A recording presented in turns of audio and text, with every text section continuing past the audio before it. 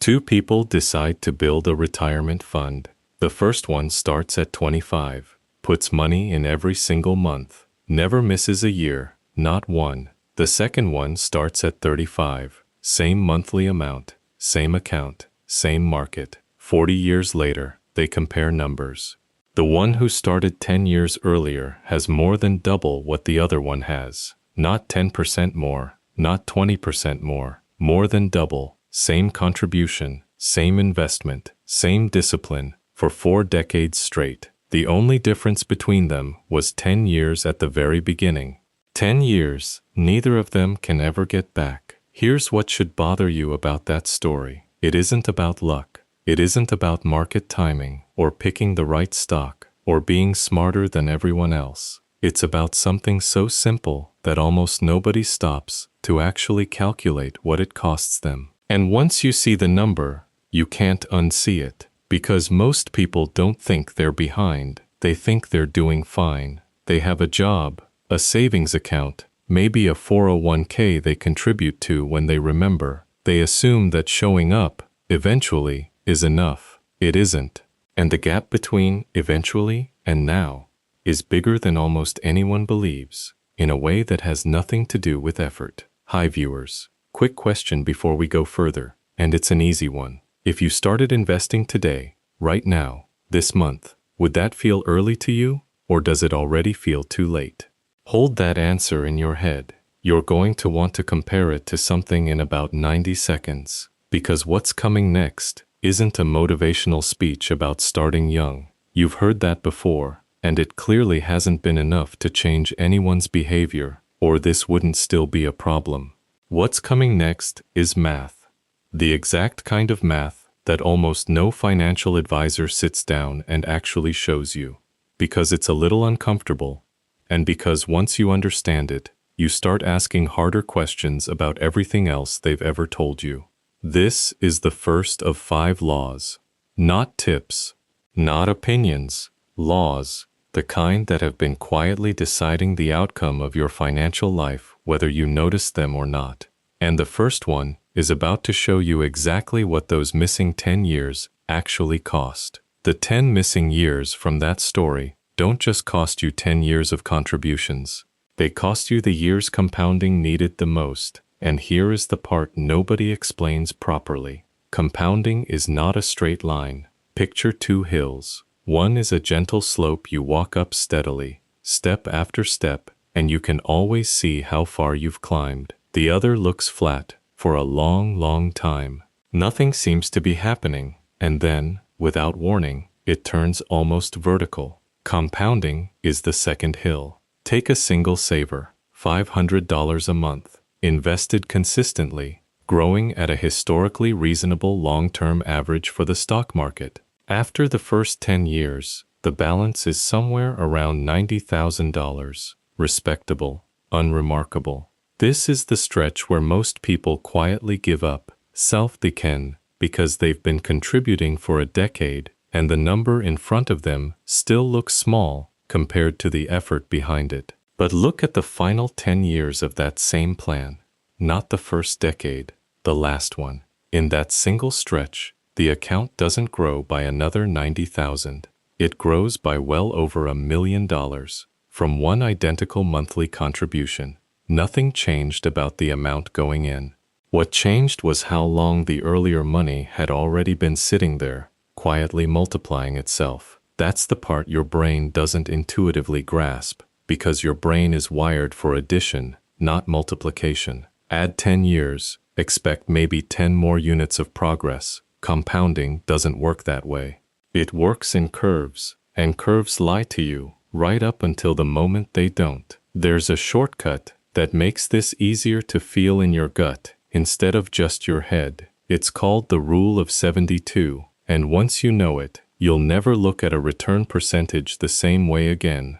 Take the annual return you expect, divide it into 72, and the answer is roughly how many years it takes your money to double. At around 7%, that's about 10 years. At 8, closer to 9, which means over a working lifetime, your money isn't doubling once, it's doubling 4 times over, maybe more.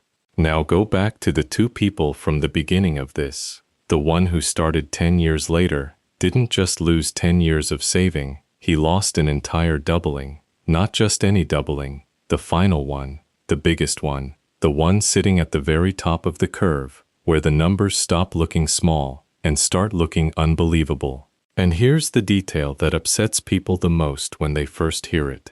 A lower return, held for longer, can beat a higher return, held for a shorter time. Not occasionally, reliably. Someone earning a strong return for 20 years can end up with less than someone earning a noticeably weaker return for 40. The investor chasing the bigger number loses to the investor who simply refused to leave. So before anything else on this list, before equity, before leverage, before any clever strategy, there's a quieter question sitting underneath all of it. Not how do I find a better return, but how do I stay in long enough for the return I already have to matter. Time is the lever nobody markets to you, because there's no product to sell around patience. But time can only multiply something. It cannot create something out of nothing, which raises the next question, and it's one most people have never actually been asked directly. What, exactly, are you feeding it? Because there are two completely different kinds of money moving through your life right now,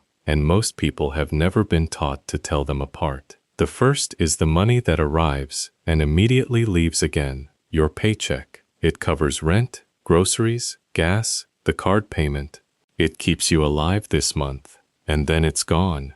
And next month, you need a fresh supply of it, or everything stops. Think of it like water carried bucket by bucket from a well. It sustains you today, but the moment you stop carrying, you're thirsty again by tomorrow. The second kind of money is different in a way that matters more than almost anything else in personal finance. It's the money you don't spend, the part sitting in something you own, shares of a business, a stake in property, an ownership position of any kind. This money isn't carried in a bucket, it's the well itself. And a well doesn't need you standing over it every single day to keep producing. Only one of those two things compounds. The paycheck can't, because you consume it as fast as it arrives. The ownership can, because it's the part you never touch. Here's why that distinction is not philosophy, it's arithmetic. Wages, historically, have grown only modestly above inflation over long stretches, a fraction of a percent most years. Ownership, historically, has grown far faster over the same stretches. Run that gap out over a 40-year career, and the difference compounds into something enormous. A dollar earned through labor barely holds its value once you account for time. A dollar converted into ownership can multiply many times over, which explains something that confuses a lot of people about their own lives. Why does a raise never actually feel like it made me richer? Because a raise grows the bucket, not the well. If spending rises to match it, and for most people, it quietly does, the well never fills. You can climb from an entry-level salary to a genuinely impressive one over 20 years, and arrive at the end exactly as dependent on next month's paycheck as you were on day one. More income, fully spent, is just a bigger bucket. It was never wealth to begin with. Picture two people side by side. One earns a large salary and spends essentially all of it. The other earns considerably less, but has spent years quietly converting part of it into ownership. Now ask a simple question. If both of them stopped working tomorrow, how long could each one keep living the way they currently live? The first person, 0. The instant the paycheck stops, everything stops with it. The second person, drawing modestly from what they've built, potentially indefinitely. In every way that actually matters, the second person is the wealthier one, even with the smaller salary on paper. There's a widely used rule of thumb for figuring out exactly how big that well needs to be. Take what you spend in a year and multiply it by 25. That's roughly the amount of ownership required for a modest, sustainable withdrawal to cover your life indefinitely. Based on decades of historical market research into retirement spending, spend $60,000 a year, and the number sitting behind that lifestyle is around $1.5 million. not income. Ownership. And notice the quiet trick hidden inside that number. The less you actually need to live on, the smaller that well has to be, and the sooner you reach it. Cutting spending doesn't just save money in the moment, it moves the entire finish line closer. So now you understand two of the laws. Time multiplies. Ownership is the only thing worth multiplying. Naturally, the next question is how to speed that process up, and there is a tool for that. It has made people extraordinary fortunes. It has also quietly destroyed just as many. Picture buying a house worth $300,000. Instead of paying the full amount, you put down 10%, $30,000 of your own money, and a lender covers the rest. The house rises in value by 10% to $330,000. You didn't make 10%. Your $30,000 just became $60,000. That's 100% return from a single 10% move in the underlying asset. That's leverage, and most explanations stop right there, because that's the version that sells the dream. Run the exact same house in the other direction. It falls 10% instead. The loan doesn't shrink to match it. You still owe exactly what you borrowed. Your $30,000 of equity is now zero. A 10% dip in the house erased the entirety of your money. Add in the cost of simply purchasing the home in the first place, and that same modest dip can leave you owing more than the house is even worth. It gets sharper in the stock market, because there the mechanism can act faster than most people expect. Suppose you put in $50,000, borrow another $50,000 against it, and buy $100,000 of stock. Standard rules require you to keep a minimum level of your own equity in that account at all times. Do the math on where that threshold sits, and the number is unsettling. The stock doesn't need to collapse. A decline of roughly a third is enough to trigger it. At that point, the lender doesn't ask permission.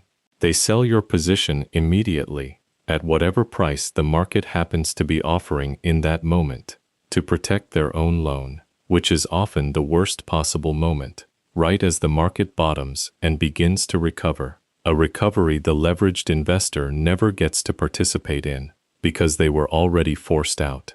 Leverage is not free money. It's a lever, and a lever pushes exactly as hard in the direction you don't want as it does in the direction you do.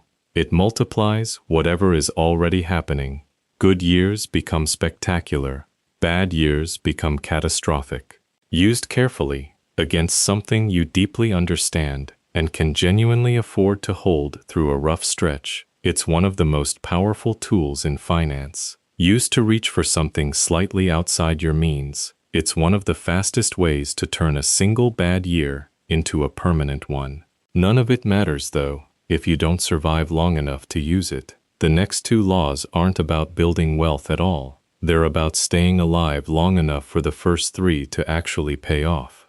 Most people assume a loss and a gain of the same size cancel each other out. They don't, and the further the loss goes, the more violently that assumption breaks down. Lose 10%, and you need about 11% to get back to even. Manageable. Lose 50%, and you don't need 50% to recover. You need 100. You have to double what's left just to return to where you started.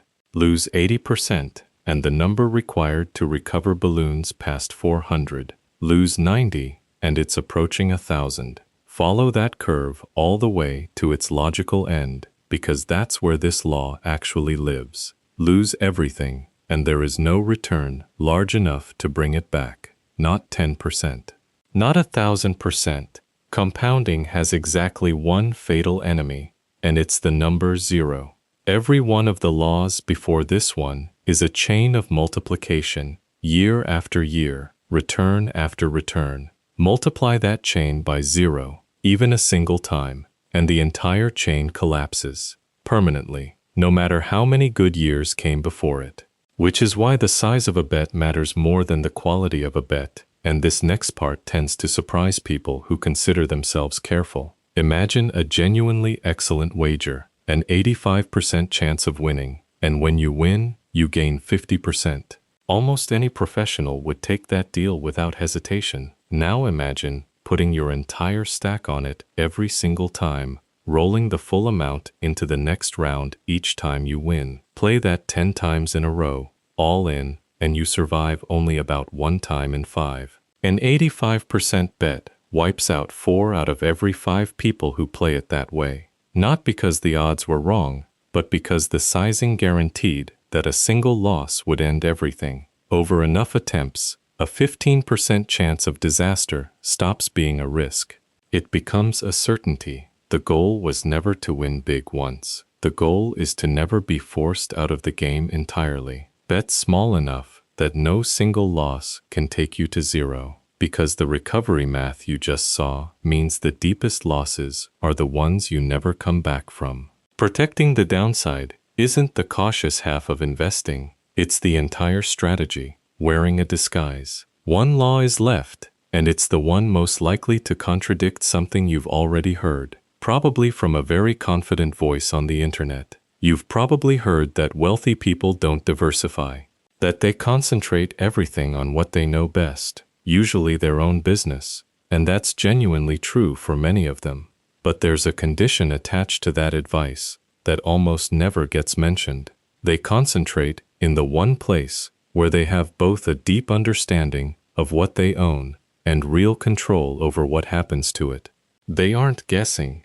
Take away either the understanding or the control, and the exact same move stops being conviction. It becomes something else entirely. Here's what that something else actually looks like, because the stock market hides it extremely well behind its overall average. One of the most rigorous studies ever conducted on this, examining nearly a century of every publicly listed U.S. stock, found something almost nobody expects. The typical individual stock, held over its full lifetime, didn't outperform something as unremarkable as a savings account equivalent government bill. More than half underperformed it. The median stock, in other words, was closer to a loser than a winner. So how does the stock market as a whole rise decade after decade if most of the individual pieces inside it are barely treading water? Because of a small handful of enormous outliers. That same research found that roughly 4% of all publicly listed companies were responsible for essentially the entire net wealth the U.S. stock market has ever created.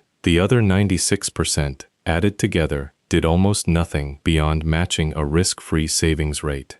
And before you assume you'd have simply picked the winners, remember, they only look obvious now, looking backward. At the time, the companies that went on to become the 4% looked nearly identical to a dozen others sitting right beside them that quietly went to zero. Hindsight makes it look easy. It never was, in the moment. Put those two facts together, and the case for owning a little bit of everything stops sounding like caution and starts sounding like the only mathematically sound move available to someone who can't predict the future.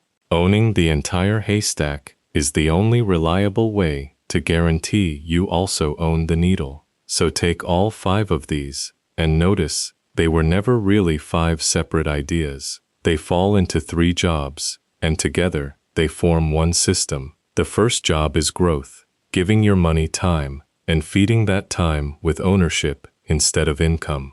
The second job is control, leverage, which can multiply your outcome in either direction, depending entirely on which way the market happens to move. The third job is protection, sizing your bets so no single loss can end the game, and spreading out wherever you don't have a genuine edge. Growth builds it. Control decides who captures it. Protection makes sure you're still standing to collect it. Remove any one of the 3, and the other 2 can't save you. Which brings this down to something small enough to actually use. Before you put money into anything again, there are really only 5 questions worth asking. Can this compound over years, not days? Who actually controls it? You or someone else? What happens if it fails completely? Do you get something back or nothing at all? Is the potential upside meaningfully larger than what a single bad outcome could cost you? And do you genuinely understand how it makes money? Well enough to explain it to someone else in one sentence. If you can't answer those clearly, you don't have an investment. You have a hope, wearing an investment's clothing. Hi viewers, one more before we close this out. Of the 5 you just heard, which one hit hardest? The 10 years you can't get back. The raise that never made you richer. The lever that cuts both ways. The loss that needs 900% to undo itself. Or the stock you were sure you could have picked? Drop the number in the comments. It's usually the one that stings a little. Go back to the 2 people from the very beginning. The one who started 10 years earlier and the one who started 10 years later, working twice as hard to close a gap that time had already decided. Neither of them was smarter. Neither of them had access to some secret the other one didn't. One of them simply understood, earlier, that the laws were already running. Whether he was paying attention to them or not, they still are, right now, underneath every dollar you earn, spend, and hold on to today. The only real question left is whether you keep letting them happen to you, or whether you finally start using them on purpose. Please like, share, and subscribe.